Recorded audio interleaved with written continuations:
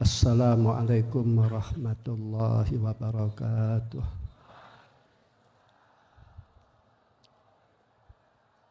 Assalamualaikum warahmatullahi wabarakatuh.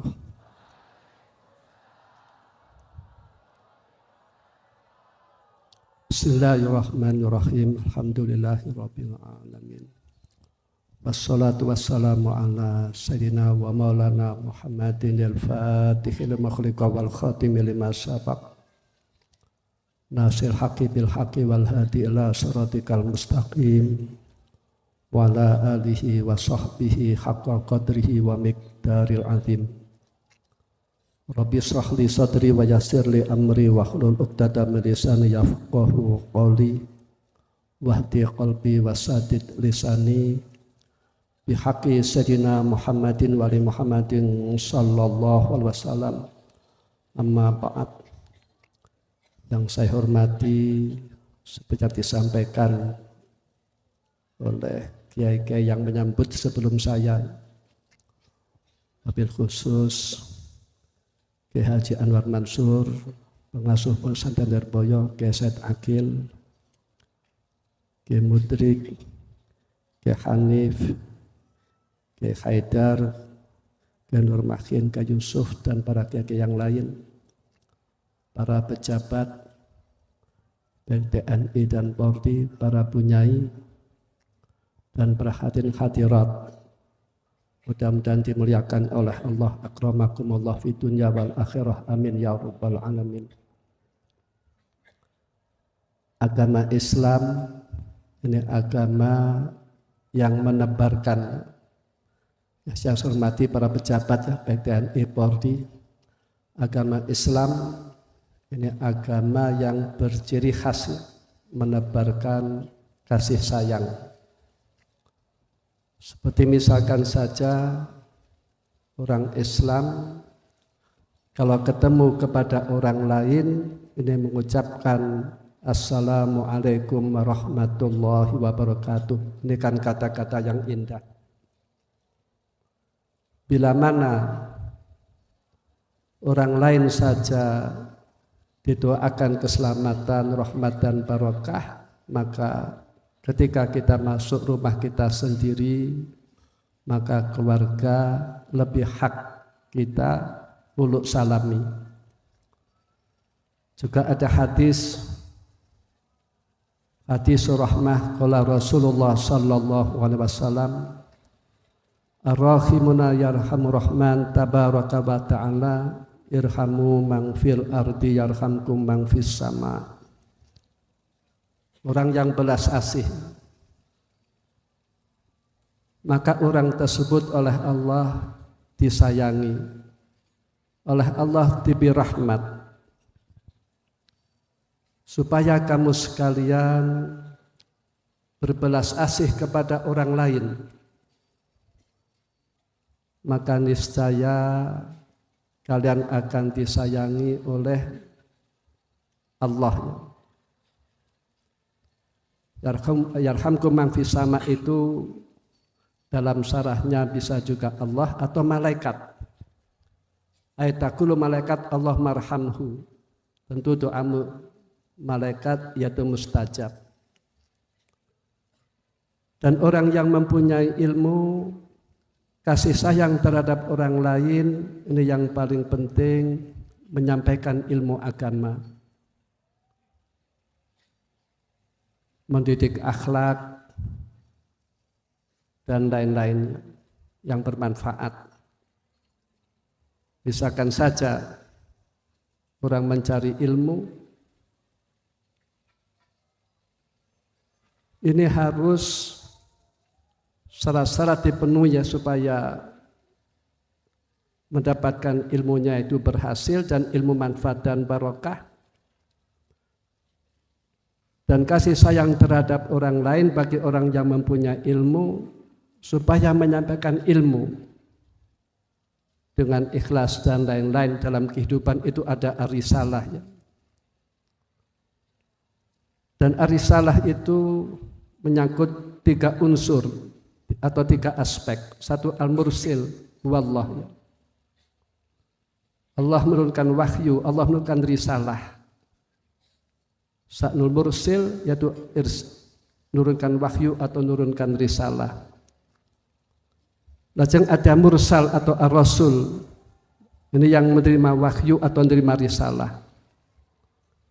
Dan sa'nul rasul itu menyampaikan risalah. Maka Kanjeng Nabi sering minta disaksikan oleh para sahabat. Hal balagtu arisalah minallah ilaikum. Lantas kata sahabat, qalu bala. Begitupun orang yang mempunyai ilmu, ini berarti ilmu harus disampaikan. Waman akhadhal ilma faqad akhadha mitsaqan ghalidha. Orang yang menerima ilmu ini berkewajiban ilmu tersebut disampaikan pada orang lain. Sebab bila mana ilmu itu tidak disampaikan, maka ilmu akan merusak kepada pemiliknya. Al ilmu wabalun li sahibihi.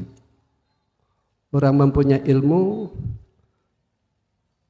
harus menduduki tempat sebagai umat yang mengajak kebaikan. Qala ta'ala wal takum minkum ummatu yad'una ilal khair wa ya'muruna bil ma'ruf wa yanhauna 'anil munkar wa ulaika humul muflihun.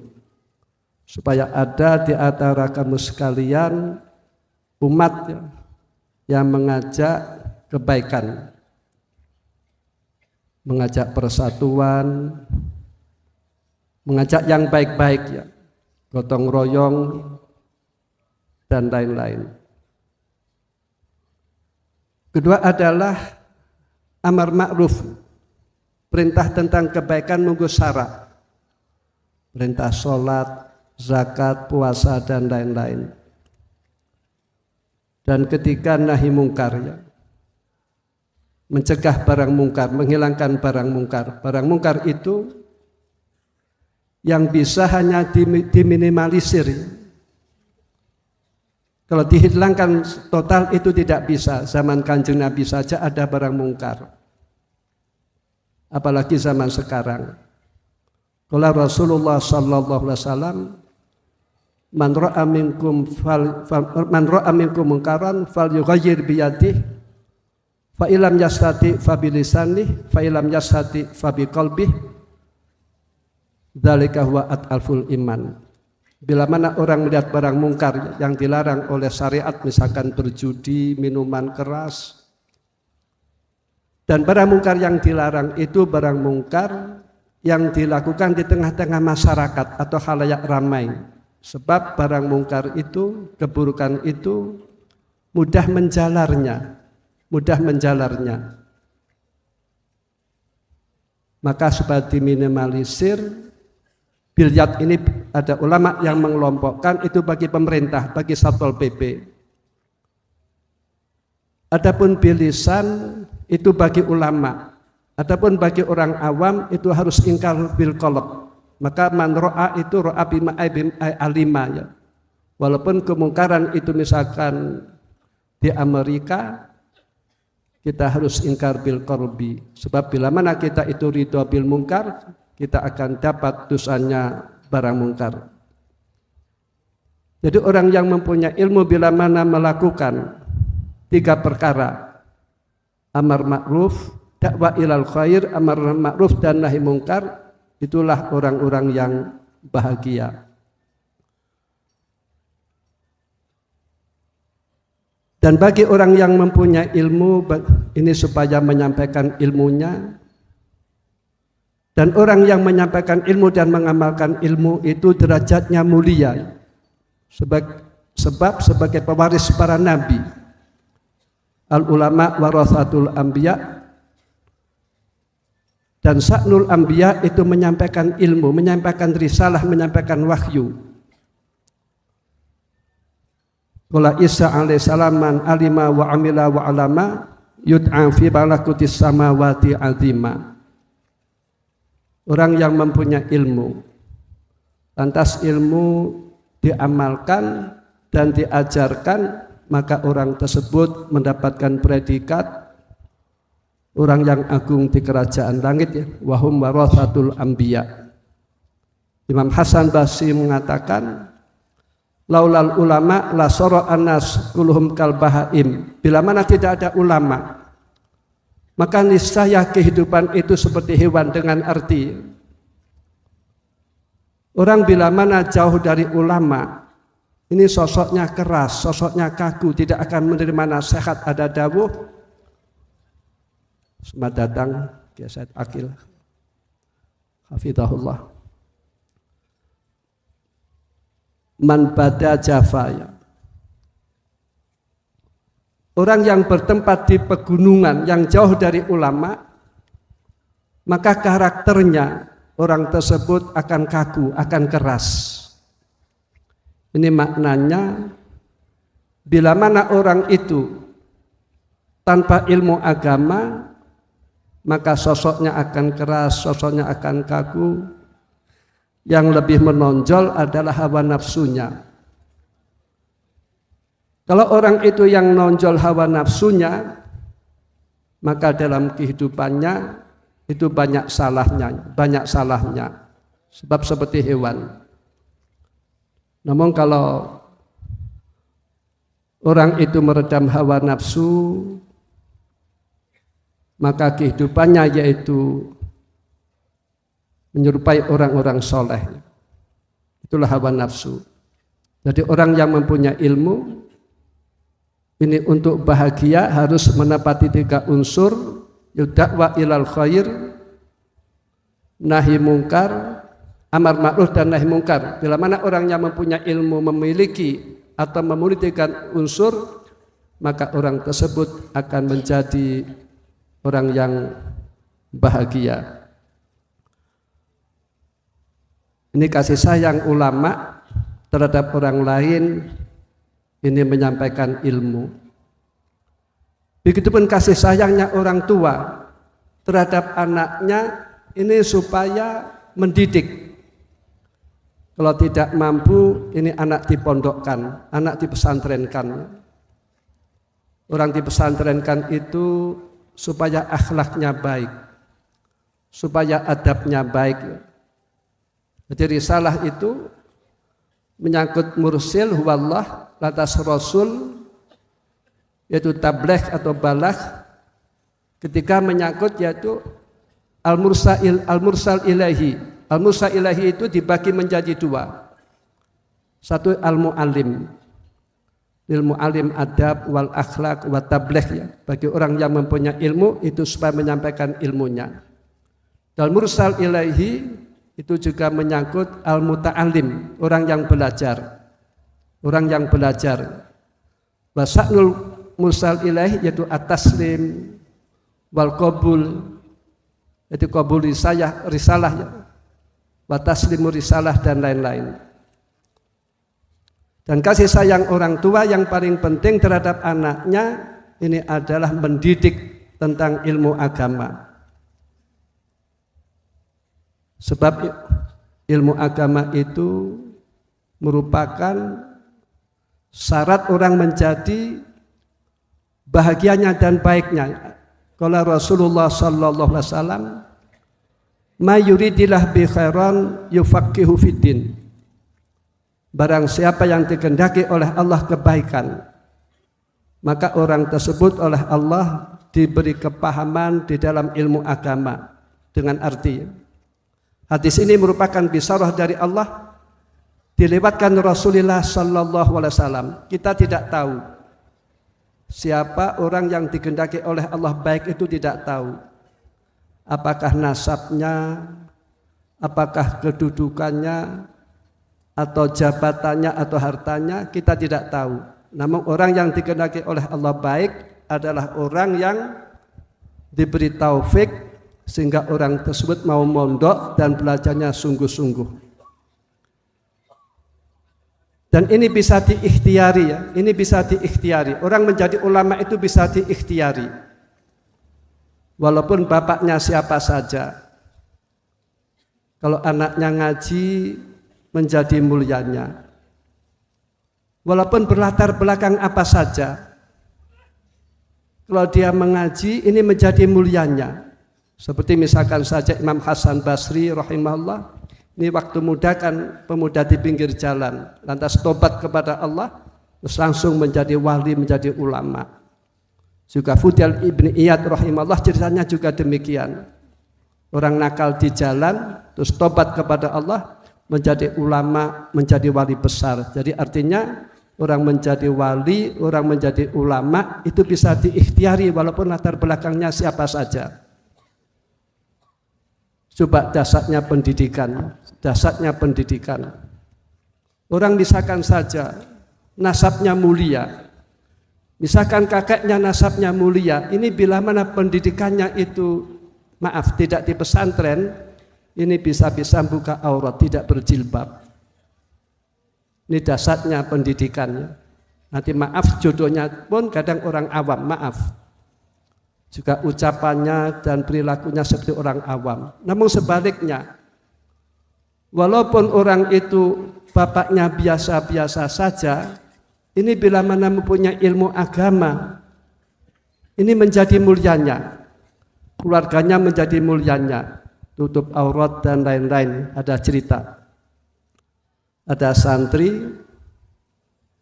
ini bapaknya itu pegawai kasar. Kalau tidak salah anaknya 4 atau 5. Ini dipondokkan semuanya. Padahal waktu anaknya itu setelah mondok itu punya santri, punya pesantren, ini bapaknya masih jadi tukang becaknya. Bapaknya dinasehati, jangan jadi tukang becak, tetap tidak mau. Terus saya sampaikan kepada santri tersebut yang telah menjadi kiai, supaya bapakmu jangan becak lagi. Sebab orang tua itu bila mana sudah umur, sudah tidak mampu, maka kewajiban itu berbalik. Anak yang wajib nafakoi, anak yang harus bertanggung jawab. Lantas bapaknya mau tidak becak lagi. Ketika becak itu, ketika orang naik becak ditawar, Pak berapa? Namun setelah sekarang itu tidak becak, ketika anaknya itu hadir di pengajian dan anaknya itu jadi kiai, anaknya itu ketika salaman kepada masyarakat diciumi tangannya, ini bapaknya juga diciumi tangannya. Perasaan masyarakat, anaknya saja alim apalagi bapaknya ya. Jadi bapaknya menjadi mulianya. Ini menunjukkan man khodama syarifan karena syarifan. Kalau orang itu berkhidmah kepada orang yang mulia, ini menjadi mulianya. Misalkan kita khidmah kepada kiai, kiai masuk di ruang yang terhormat, maka khodimnya menjadi terhormat. Ketika makhdum orang yang dikhidmai masuk surga, maka yang khodim tentu besok juga akan masuk surga. Qala Rasulullah sallallahu alaihi wasallam, almar'u ma'aman ahab. Hadis ini ketika diterima oleh para sahabat, sahabat bungah. Sebab hanya mahabbah saja orang itu dimuliakan oleh Allah Subhanahu wa taala fi dunya wal akhirat. Misalkan orang khidmah kepada kiai, kiainya makan enak, khodimnya makan enak ya. Contoh saja misalkan khodimnya Kiai Said ya. Ini pengamal Kiai Said makan enak, pengawalnya juga makan enak. Kiai Said naik Alphard, pengawalnya juga naik Alphard. Coba kalau jalan sendiri ya, bisa-bisa naik ojek ya. Kalau ke warung-warung biasa. Almar'u ma'aman ahab, ini hadis ini ketika diterima oleh para sahabat, sahabat sangat bungah. Sebab hanya modal mahabbah saja orang dimuliakan oleh Allah Subhanahu wa taala. Hadisnya asalnya ya, ada sahabat matur ya Rasulullah, inna rajulan yuhibbu qauman walam yahaq bihim Ya Rasulullah, ada rajul mencintai kaum, namun amalnya tidak sama. Kaum itu amalnya mulia dan yang mencintai amalnya pas-pasan. Maka kata Kanjeng Nabi, almar'u ma'aman ahab. Hadis ini ketika diterima oleh para sahabat sangat bungah sekali. Wa fi riwayatnya, ada seorang laki-laki yang bertanya, Ya Rasulullah, mata sa'ah, kapan hari kiamat? Katakan Nabi, ma'adatta laha, apa yang kamu persiapkan? Kata rajul, hubballah wa rasulihi, saya mempersiapkan hari kiamat dengan mencintai Allah dan Rasul. Katakan Nabi, anta ma'aman ahbabta, kamu besok oleh Allah akan dikumpulkan dengan siapa yang kamu cintai ketika di dunia. Mahabbah itu kan dampaknya kan luar biasa. Coba misalkan saja ya, zaman dahulu kiai-kiai dahulu itu telaten ya, punya anak kecil diajak sowan kepada kiai. Ini supaya anak kecil itu mahabbah kepada kiai, supaya anaknya mau mondoknya, sebab orang itu hanya beramal soleh itu nanti auranya akan berbeda. Qala ta'ala kulik malu fasallahu amalakum wa rasulul mu'minun. Katakanlah Muhammad, supaya kamu beramal soleh. Dan Allah akan mengetahui dan Allah akan membalasnya. Dan Rasulullah oleh Allah ditampakkan amalnya umatnya. Sehingga Kanjeng Nabi itu bila mana amal umatnya beramal kebaikan, Kanjeng Nabi bunga. Dan orang-orang mukmin itu oleh Allah dirasakan mengerti amalnya orang soleh. Dengan arti kalau kita melihat orang soleh itu hati kita akan ingat kepada Allah Subhanahu wa ta'ala. Nanti kalau kelas tinggi orang melihat orang soleh itu bisa mendapatkan hidayah. Ada suatu cerita ya, zaman dahulu ada Syekh Abdullah bin Mubarak rahimahullah. Ini kedatangan tamu. Lantas tamu tersebut itu lapor bekalnya habis. Maka tidak aneh kalau musafir itu kalau bekalnya habis biasanya bertamu kepada kiai yang luman. Lantas oleh Abdullah bin Mubarak dikasih surat. Surat ini supaya kamu berikan kepada orang yang awal kamu jumpai. Lantas setelah keluar, bertemulah tamu tersebut dengan penunggang kuda. Lantas kuda diberhentikan. Lantas surat disampaikan. Dan surat dibacanya. Ketika surat itu dibaca, dan yang membaca surat ini tahu bahwasanya yang nulis surat TCD itu Abdullah bin Mubarak. Lantas langsung orang yang penunggang kuda sudah saya akan menghadap kepada Abdullah bin Mubarak. Enggak tahunya ya, ketika menghadap kepada Abdullah bin Mubarak rahimahullah, orang yang membaca surat tadi itu non muslim. Lantas ketika melihat wajah Abdullah bin Mubarak langsung mengucapkan asyhadu alla ilaha illallah wa asyhadu anna Muhammadar Rasulullah. Maka ulama-ulama dahulu, kiai-kiai zaman dahulu ini membawa anaknya sowan kepada kiai ini dengan harapan anaknya mahabbah kepada kiai, anaknya mau mondok di pesantren. Ayo hudur rahimakumullah. Adapun orang kasih sayang terhadap orang lain bagi agnia ini ada dengan hartanya, dengan sedekah atau zakat. Misalkan saja orang itu ibadah kan beda-beda ya. Kalau orang punya ilmu supaya ibadahnya mengedepankan mengajarkan ilmunya dan mengamalkan ilmunya. Afdal luar biasa. Coba kalau kita angan-angan, di luar negeri itu banyak ulama-ulama alim, baik di Syria, Mesir, Yaman atau Maroko. Ngarang kitab mu'alif banyak. Namun tentu kita akan sulit menemukan di luar negeri itu syekh yang membaca Fathul Wahhab. Kita akan sulit menemukan syekh yang membaca Ihya Ulumuddin atau Bukhari atau Mahali. Adapun saya tadi tanya di Tegalrejo, orang yang khataman kitab Ihya Ulumuddin saja 500 orang.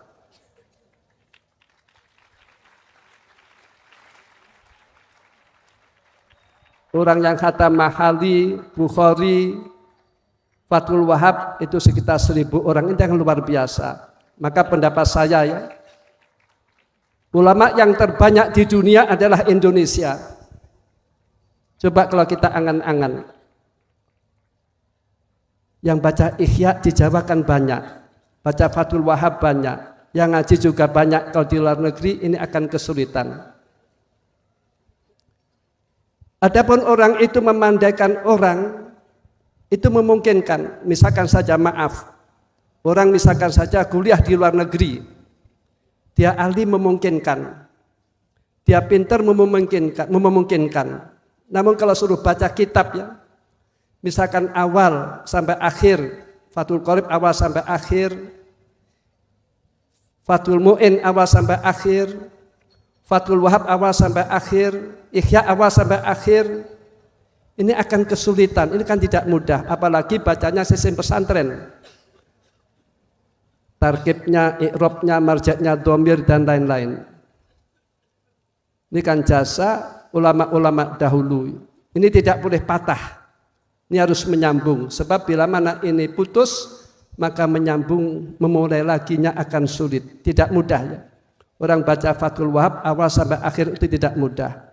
Bukhari saja itu seolah mubarakkan gampang, dalil qala Rasulullah fil Bukhari. Namun kalau untuk baca sistem pesantren awal sampai akhir, nanti bab tafsir kan repot itu. Ini akan kesulitan. Dan yang berhasil, yang terbukti, ulama-ulama yang berhasil mengkaderkan ulama adalah kiai-kiai pesantren yang bacanya alhamdulillah utawi ikulillahi dan lain-lain.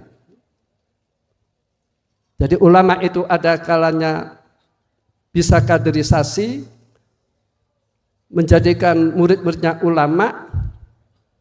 Namun kalau orang ceramah kan tidak demikian ya. Orang ceramah itu pelawak juga bisa ya. Artis juga bisa. Pokoknya bisa ngomong itu bisa. Orang yang biasa menghujat, tukang misuh pun juga bisa tuh. Namun kalau baca kitab awal sampai akhir, ini kalau tidak lewat pesantren ini akan kesulitan. Ini akan kesulitan. Maka ilmu yang kalian dapat ini adalah supaya ilmu diamalkan dan diajarkan. Kewajiban para santri ini adalah menjadikan daerah menjadi baiknya. Seperti halnya Rasulullah sallallahu alaihi wasallam. Ketika Kanjeng Nabi itu di Makkah, ini banyak tekanan-tekanan. Orang hanya mengucapkan asyhadu alla ilaha illallah wa asyhadu anna Muhammadar Rasulullah saja diintimidasi, disiksa, disuruh murtad. Lantas Kanjeng Nabi awalnya menyuruh sahabat hijrah ke Habasah ya, ke Habasah, ke Raja Najasyi. Raja Najasyi itu Raja Nasrani, namun orang soleh. Lantas terjadi dialog antara sahabat dan Raja Najasyi tentang menyikapi siapa Nabi Muhammad. Kata sahabat, Nabi Muhammad adalah Nabi Isa ya. Siapa Nabi Isa? Kata sahabat, Nabi Isa adalah Abdullah wa Rasuluhu. Lantas pendapat sahabat itu nyocoki pada pendapatnya Raja Najasyi. Lantas Raja Najasyi menyatakan masuk Islam. Bukan sampai di situ saja. Ketika umat Islam ditekan di Makkah, maka Kanjeng Nabi itu menyuruh hijrah ke Madinah, hijrah ke Madinah. Hijrah itu kan sangat berat sekali ya, meninggal kampung dan lain-lain. Maka orang yang mempunyai ilmu ini sebaiknya juga melakukan hijrah. Dengan hijrah Islam akan kemana-mana. Imam Sofyan Ats-Tsauri itu bila mana bertempat di suatu daerah, bila mana ilmu di situ tidak berkembang, berpindah ke tempat yang lain, mencari ilmu yang kira-kira berkembang. Bila mana ilmu itu berkembang, wa man khadamal ilma kullu syai'in khadamu. Bila mana orang itu berkhidmah kepada ilmu, bila mana orang itu khidmah pada ilmu, maka yang lain akan khidmah kepadanya. Coba kiai itu kan enak, maisah ada yang mencarikan, bersihkan rumah ada yang carikan, ada yang khidmah, ada yang khidmah, ada yang jadi khodim. Ini kelebihan kiai. Lantas Kanjeng Nabi ketika hijrah, ahli Madinah ini masih konflik ya. Sebab Madinah itu dihuni oleh komunitas Yahudi, juga ada orang Islam, juga non-Muslim. Orang Arab itu dengan kabilah kan fanatik ya. Perang dengan antara kabilah kan dahsyat. Lantas yang dilakukan oleh Kanjeng Nabi mendamaikan para kabilah-kabilah. Dan Kanjeng Nabi mendamaikan pula antara sahabat Ansor dan sahabat Muhajirin. Jadi artinya di sini menggambarkan bahwasanya seorang ulama bila mana bertempat di suatu daerah, bagaimana daerah itu menjadi baiknya. Kemarin saya itu pergi di Probolinggo ya. Di Probolinggo ada pulau apa itu lupa saya, Gili. Itu 100% itu orangnya Nahdlatul Ulama NU semuanya. Gili Ketapang ya. Itu yang ajib itu. Masyarakatnya semuanya Islam, semuanya NU, semuanya pondokan. Di situ tidak ada pencuri ya. Tidak ada pencuri, tidak ada barang hilang. Terus yang ajib lagi, kambing itu seperti kucing. Orang miara kambing, ya kambingnya itu kalau belum waktunya makan bepergian ya. Tidak ada kandangnya di pinggir laut, di jalan-jalan. Ketika waktunya makan, kambing itu datang sendiri. Itu kalau waktunya makan.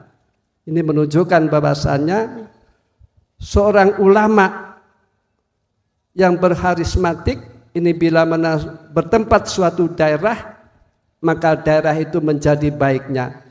Wedhus saja bisa menjadi baiknya, apalagi orang ya, apalagi orang. Di kambing itu kan luar biasa. Kambing keluyuran, namun ketika waktu makan datang ke rumahnya, kambingnya saja baik, apalagi orangnya itu, apalagi orangnya. Di situ tidak ada pencuri dan lain-lain. Inilah menunjukkan bahwasanya alumni pesantren itu bila mana bertempat di suatu daerah, ini bagaimana daerah itu menjadi baiknya. Seperti halnya almarhumlah ya, Ki Abdul Karim itu asli dari Magelang. Lalu ketika bertempat di Lirboyo masih kacau, banyak pencoleng, banyak orang jahat. Namun tahap demi tahap sekarang Lirboyo itu menjadi baiknya, Lirboyo menjadi baiknya. Dan juga orang-orang sukses itu mayoritas orang yang melaksanakan hijrah. Maka bagi santri, khususnya santri Apik Tegalrejo ya, ini supaya menyebar dan supaya alumni Tegalrejo ini juga meramaikan Pondok Tegalrejo ya, dengan arti anak-anak kalian supaya dikembalikan ke Pondok Tegalrejo kembali. Ini merupakan bentuk syukur kita kepada guru kita supaya ilmu kita manfaat dan barokah. Tadi saya diceritani alumni di Tegalrejo, alumni Pondok Tegalrejo itu bila mana haul, ini ada yang nginap 3 hari, 5 hari. Ini merupakan bentuk syukur kepada gurunya untuk bersyukur kepada Allah Subhanahu wa taala, yang mana Rasulullah mengatakan man lam yaskurin nas lam yaskurillah. Orang yang tidak bersyukur kepada orang yang berbuat baik, ini namanya tidak bersyukur kepada Allah Subhanahu wa taala. Inilah adab Islam, ajaran Islamnya. Islam itu mengedepankan akhlak dan adab dengan arti Bagaimana adab kita terhadap tangga kita, ini ada aturan-aturan. Bagaimana adab kita, akhlak kita terhadap keluarga kita, ini tentu ada aturan-aturannya. Adab kita terhadap tamu kita, ini ada aturan-aturannya. Adab kita terhadap guru kita, ini ada aturan-aturannya. Jadi artinya yaitu tentang akhlak dan adab, ini harus dipegang oleh para santri. Ini merupakan visi dan misi Rasulullah diutus oleh Allah yang mana beliau mengatakan innama bu'itstu liutammima makarimal akhlak. Saya diutus oleh Allah untuk menyempurnakan akhlak. Akhlak yang mulia itu juga ihsannya. Berbuat baik, memaafkan, juga tahammul yang betah-betahkan. Jadi artinya yaitu bentuk syukur para alumni Tegarrejo ini sangat luar biasa. Lirboyo saja tidak bisa mencontoh ya, tidak bisa mencontoh.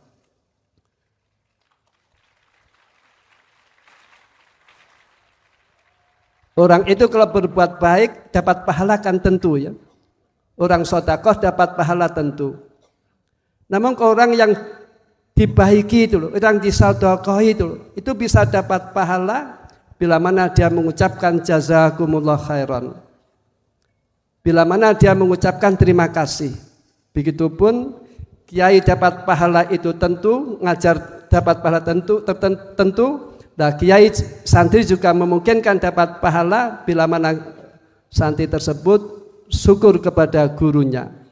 Syukur wasaid wa syukrun lillah. Kita mensyukuri kepada orang-orang yang berbuat baik kepada kita, ini namanya kita bersyukur kepada Allah Subhanahu wa taala. Nah, syukur kita misalkan kita mendoakan, kita ngirim Fatihah, kita ziarahi kuburannya dan lain-lain, dan nanti yang demikian itu ada asarnya. Allah mengatakan wa naktubu ma qaddamu wa atharahum. Jadi apa yang dilakukan oleh manusia itu oleh Allah lewat malaikat dicatat. Wa naktubu ma qaddamu wa atharahum. Perilaku manusia itu akan dicatat oleh Allah lewat malaikat yang mencatat. Dan nanti orang yang demikian, orang yang ahli silaturahim, orang yang ahli ngaji, orang yang ahli sholat jamaah, maka asarnya orang tersebut oleh Allah akan diberi anak yang sholihin wa sholihat. Ini harapan kita semuanya. Di dalam kitab Tirmidzi ada malaikat ini yang berkeliling. Bila mana malaikat itu menemukan majlis zikir, maka malaikat tersebut mengundang malaikat yang lain. Sehingga majlis yang demikian dihadiri oleh para malaikat. Dan majlis yang demikian ini sosoknya akan teduh. Tidak gaduh ya. Insya Allah tidak banyak copet ya, walaupun ada tulisan awas pencopet ya. Tidak tawuran, sebab rahmat Allah diturunkan. Ada cerita ya, ada kapolrinya orang Eropa Swedia ya informasinya. Ini gara-gara mendapatkan hidayah, ini ketika melihat TV. Ketika melihat TV itu di Masjidil Haram dikumandangkanlah adzan. Dan adzan dengan qomat itu sekitar 1/4 menit. Setelah qomat dikumandangkan, adzan dikumandangkan sudah tertib. Qomat dikumandangkan sudah tertib, sudah berbaris. Terus kata pejabat di Swedia, lah bagaimana mengaturnya? Kami mengatur pasukan 100.000 saja. Ini tidak cukup 1 jam 2 jam.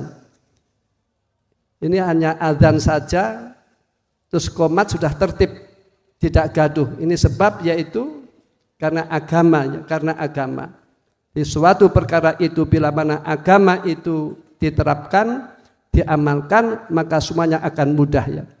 Sebab bila mana agama itu tidak dijadikan dasar, maka akan terjadi kerusakan di mana-mana. Contoh misalkan saja ada negara maju, namun bila mana di situ tidak ada dasar agama, nanti kadang kerusakan moral merajalela.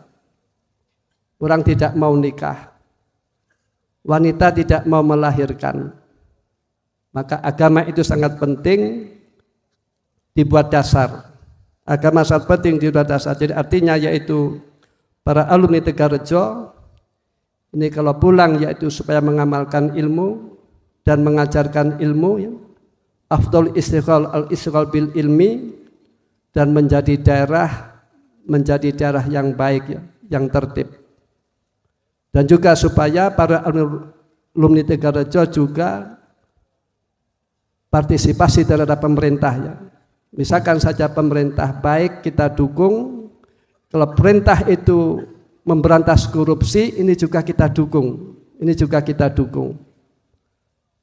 Jadi artinya yaitu apa yang baik dari pemerintah kita dukung dan pemerintah memberantas keburukan ini harus kita dukung. Jadi artinya santri mempunyai beban harus masyarakat menjadi baiknya, keluarga menjadi baiknya dan negara menjadi baiknya.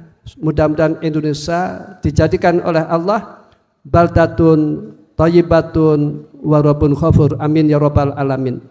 Sabila mana negara itu baldatun thayyibatun, kita diuntungkan.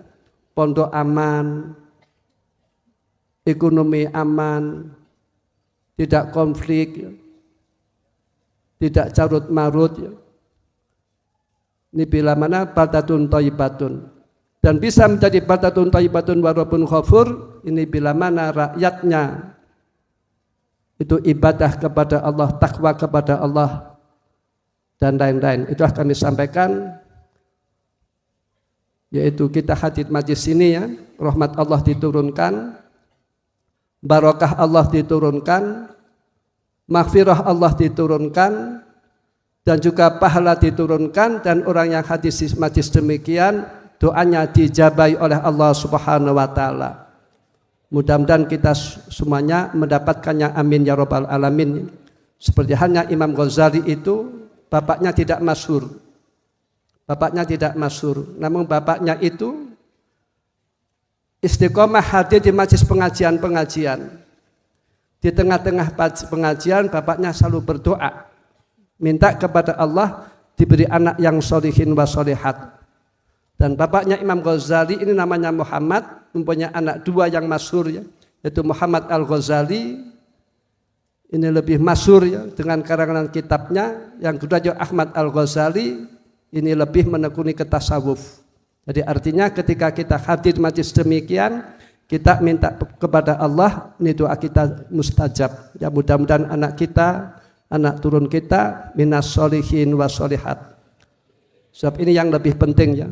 Syair mengatakan ni'amullahi 'alal ibadi katsiratun wa ajalluha najabatul auladi. Nikmat Allah yang diberikan kepada hambanya banyak, namun nikmat Allah yang agung yaitu orang diberi oleh Allah anak, dan anak itu menjadi anak yang sholihin wa sholihat. Logikanya ya, kalau orang itu tidak punya anak yang sholihin wa sholihat, orang tua akan susah. Seorang pengusaha misalkan saja anaknya tidak soleh, ini hartanya bisa untuk poya-poya bisa berantakan. Orang kiai misalkan saja tidak punya anak yang soleh, ini pondok bisa berantakan. Maka di majlis yang demikian, ini kesempatan kita berdoa, mudah-mudahan anak-anak kita minas sholihin wa sholihat, amin ya rabbal alamin. Maka disinilah kita pentingnya memondokkan anak. Waman addaba waladahu shaghira yuflih bihi kabira. Orang yang mendidik anaknya semenjak kecil, dididik ketika dewasa, maka orang tua akan dibahagiakan oleh anaknya. Yaitu berarti termasuk orang yang mempunyai sahibi waladin sholihin yatullah. Jadi pahalanya mengalir ya, walaupun orang tuanya sudah meninggal dunia. Kenapa di sini waladin sholihin?